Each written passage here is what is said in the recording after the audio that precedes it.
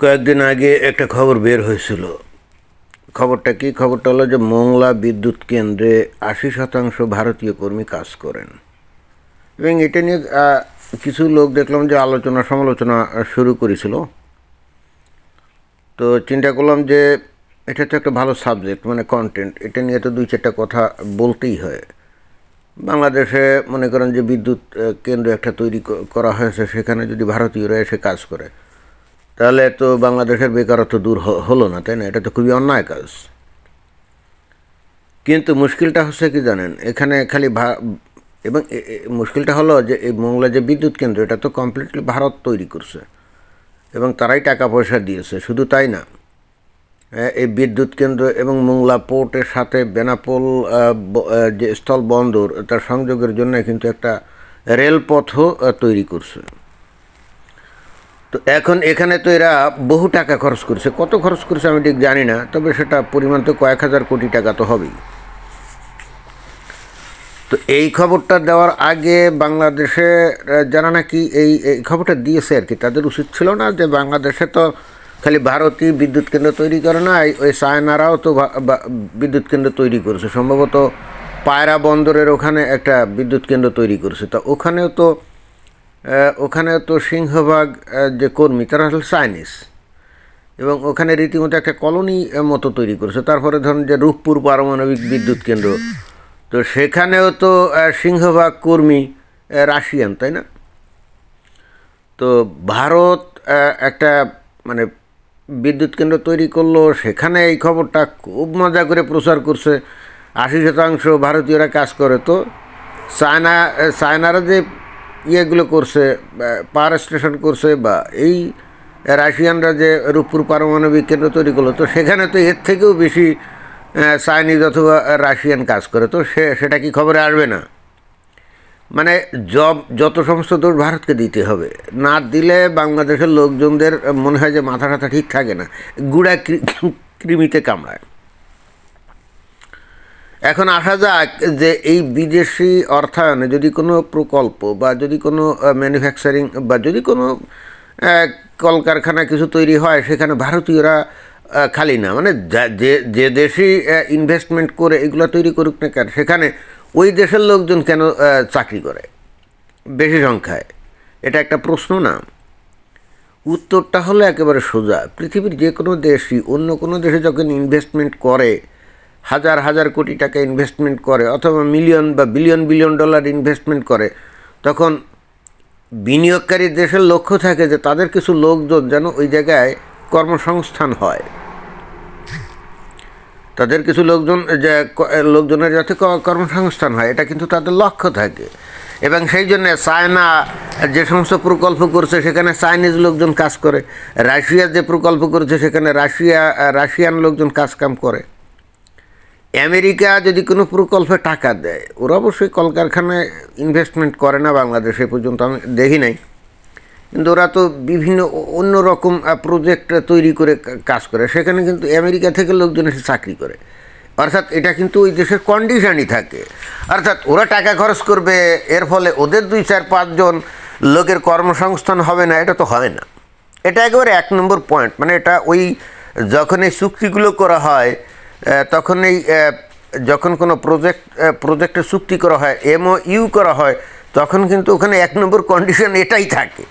এবং সেই হেতু মোংলা যে বিদ্যুৎ কেন্দ্র, এটা ভারত তৈরি করছে তাদের টাকা দিয়ে, অতএব সেখানেও MOU-তে বলা আছে যে এখানে ভারতীয় লোকজন কাজকাম করবে। এটা তো গেল চুক্তির শর্তের ব্যাপার। 2 নম্বর যে বিষয়টা হলো, সেটা মানে এত বেশি বাস্তব এবং কঠিন সত্য যে এই কথাগুলো অনেকে কিন্তু হজমই করতে পারবে না। বাংলাদেশের এরা তো হজম করতে পারবে না, কারণ এরা তো সবসময় নিজের দোষটাকে অন্যের উপর চাপা দিতে চায়, তাই না? কিন্তু সেইটা কি? সেইটা হলো, আজকে এই ভারতের এই লোকজন যদি এখান থেকে চলে যায়, মানে মোংলা পোর্টের এখান থেকে চলে যায়, আমাদের দেখতে হবে যে এই ভারতের লোকজন যে এখানে কাজ করে কোন পোস্ট অ্যান্ড পজিশনে কাজ করে।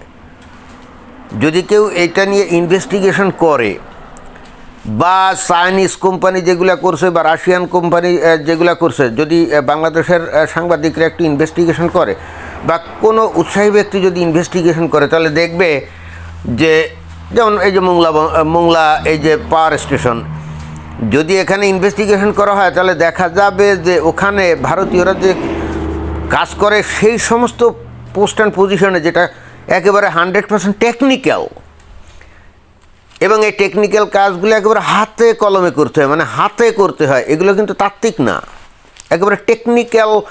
যেমন কোনো মেশিনারি পার্টস নষ্ট হলো সেটা খুলতে হবে, এবং একটা বিশাল প্রকল্প, তার মধ্যে সবগুলো কোথায় কি ঠিকভাবে কাজ করছে না করছে এগুলো কিন্তু সবসময় মনিটরে ধরা পড়ে না, তখন এটাকে খুঁজে বের করতে হয় কোথায় কী হাল হকিকত।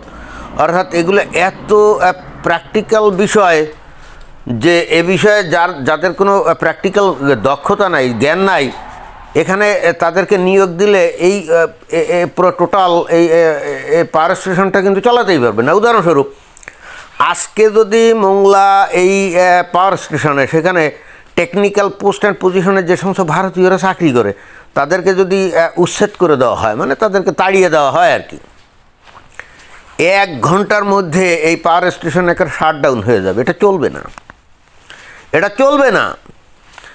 এই একই বক্তব্য কিন্তু ওই যে চাইনিজ প্রজেক্টের ক্ষেত্রেও চলে, রাশিয়ান প্রজেক্টের ক্ষেত্রেও চলবে না।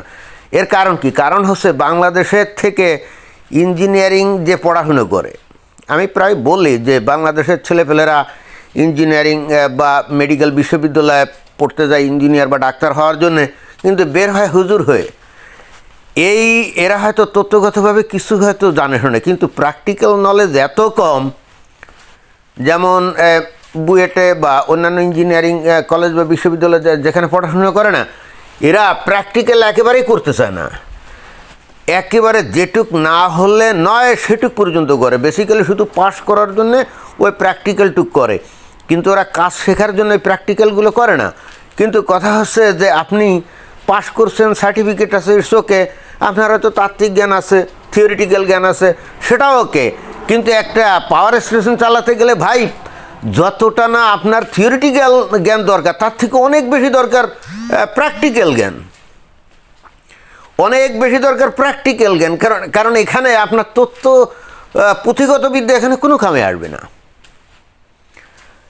এই ক্ষেত্রে ভারতীয় লোকজন যারা ইঞ্জিনিয়ারিং পাস করে তারা অনেক অনেক বেশি দক্ষ, তারা কিন্তু এগুলো শেখে। কারণ এখানে এই যে ভারতের হিন্দুরা আর বাংলাদেশের মুমিন মুসলমানরা, এদের মধ্যে জীবন দর্শনের তফাৎ আছে না।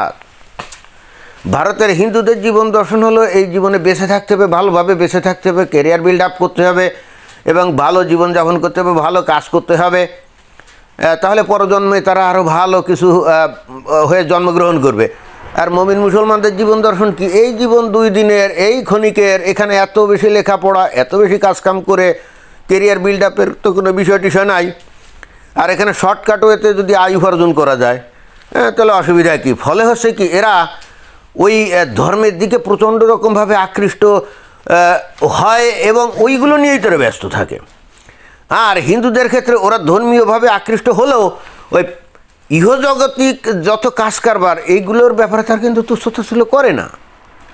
ফলে হচ্ছে কি, একজন ভারতীয় যে ইঞ্জিনিয়ারিং কলেজ থেকে পাশ করে বেরোয় তার যে ব্যবহারিক যোগ্যতা তার 10 ভাগের 1 ভাগ যোগ্যতা ওই বুয়েট থেকে পাশ করা ইঞ্জিনিয়ারের নাই। যে কারণে এদেরকে এই বাংলাদেশ থেকে পাশ করা ইঞ্জিনিয়াররে ওই চাকরি দিলে ও ওই ওই ওই পাওয়ার স্টেশন চালাতেই পারবে না, এবং কোনো জায়গায় কোনো ত্রুটি বিচ্যুতি হলে ও ধরতেই পারবে না যে কোথায় কোন ত্রুটি বিচ্যুতি, কারণ ও তো মনোযোগ দিয়ে তো প্র্যাকটিক্যাল করেনি। এই যারা এই মনে করেন যে লম্বা লম্বা কথা বলে, এই ভারতীয় এত শতাংশ, চাইনিজ এত শতাংশ, এই সমস্ত মানে লম্বা লম্বা কথা বলে, এরা এই জিনিসগুলো জানে। আরে ভাই, এরা তো মেডিকেল কলেজে বা ইঞ্জিনিয়ারিং কলেজে ভর্তি হয়, তারপর বের হয় হুজুর হয়ে, তো এরা প্র্যাকটিক্যাল জ্ঞান কী করবে? যেমন মেডিকেল কলেজে লাশ কাটাকাটি যে ভালো করতে পারবে সে ভালো ডাক্তার হবে। এখন হিন্দুদের ক্ষেত্রে তো লাশ কাটাকাটি নিয়ে তো কোনো সমস্যা নাই, কিন্তু মুসলমানদের ক্ষেত্রে তো ভাই এটা বিশাল ধর্মীয় সমস্যা না? যে লাশ থাকার কথা কবরে, তাকে নিয়ে ল্যাবরেটরিতে কাটাকাটি করলে সে তো ভীষণভাবে অপরাধ বোধে ভোগে যে আল্লাহ তারা না জানি কি শাস্তি দিবে, সে তো ওই লাশ কাটাকাটির ধারে বাড়েও যায় না। যে কারণে বাংলাদেশ থেকে পাশ করা মেডিকেল কলেজের একজন ডাক্তার তার থেকে অনেক বেশি প্র্যাকটিক্যাল জ্ঞানে দক্ষ হয় ভারত থেকে পাশ করা ডাক্তার, কারণ সে তো প্র্যাকটিক্যালগুলো ঠিকঠাক মতো করছে। এবং এই কারণেই তো বাংলাদেশের থেকে লক্ষ লক্ষ লোক পাগলের মতো চিকিৎসার জন্য ভারতে যায়। বাংলাদেশে ডাক্তারদের কাছে গেলে দেখা যায় যে ওরা খালি ওই কীভাবে রুগীর পকেট থেকে টাকা বের করতে হবে চিকিৎসার নামে লবণাঙ্কা, চিকিৎসা তো আসলে করেই না, 2-1 মিনিটের মধ্যে খালি এই টেস্ট ওই টেস্ট ট্যান এইগুলো করে নিয়ে যাও। কিন্তু ভারতীয় ডাক্তারের কাছে গেলে কি ওইগুলো করে? সে তো প্রথমেই আলাপ আলোচনা করে বোঝার চেষ্টা করে সমস্যা কী, আর নিছক যে টেস্টগুলো না দিলে নয় সেইগুলো দেয়। তো এই হলো, this is the difference between the teachings of India and Bangladesh, and this is the difference between the students of Bangladesh and India. এটাই তাহলে এখানে এই যে ভারতের দ্বারা তৈরি এই যে পাওয়ার স্টেশন বাংলাতে, সেখানে ভাই 80% লোক ভারতীয় না থাকলে ভাই এটা তো চলতো না, এটা তো বন্ধ হয়ে যেত, শাটডাউন হয়ে যেত। তো এটাই ছিল বক্তব্য। ধন্যবাদ।